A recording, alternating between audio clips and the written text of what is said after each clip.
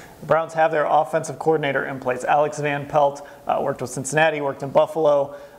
Here he is. What does it mean for Baker Mayfield? Look, I think it could be a really good thing for Baker Mayfield. If you go back and look at Van Pelt's quarterback tree, if you will, he was an OC in Buffalo when 6-10 didn't go well. He kind of inherited a roster, but in 2010 he was with the Tampa Bay Buccaneers and actually got the best out of who was then a second-year quarterback, Josh Freeman. Josh Freeman had a little buzz back then as maybe the next up-and-comer and eventually fizzled out. But in that season, Freeman threw for almost 3,500 yards, like 30-something touchdowns, and single-digit picks. I don't think it was more than 6 or 7. So when you hear that, you're like, okay, that's a young guy working with a young quarterback.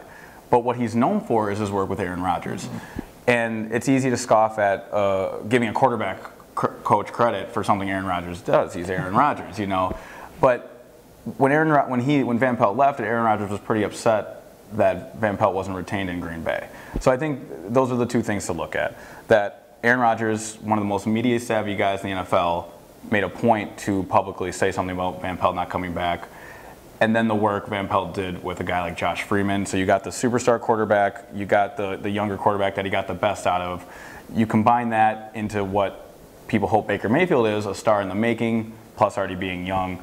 Based on the quarterback history, I think Baker Mayfield and Browns fans should be optimistic that we're going to see more rookie-year Baker Mayfield rather than the second-year guy. Yeah, I kind of glossed over the Green Bay part, but that's important because Aaron Rodgers was upset when he left. And then in Cincinnati, Andy Dalton had a really good season working under him not too long ago. And, Andy Dalton's an up-and-down guy. But they wanted to fix some things in his mechanics, especially when he was on the move. They did that. He had a really nice season.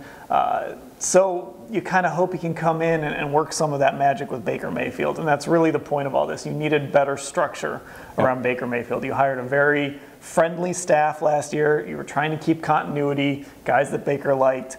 Now somebody's got to come in and they've got to coach him up. And they've got to get him to that next level because year 3 is a huge year for a guy on a rookie deal. After year 3, you're extension eligible. You've got 5th-year option your team needs to decide on. It's a huge year, and it looks like they're trying to put a structure in place that's going to help him be better. Yeah, and as for the play calling thing, I don't think it entirely matters right now.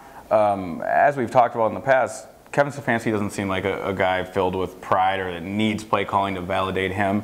And this marriage now, I think they're going to do what's best for the team in Baker Mayfield when it comes to calling plays. But as for, like you said, the foundation, it seems firm, and they'll figure out the play calling thing later.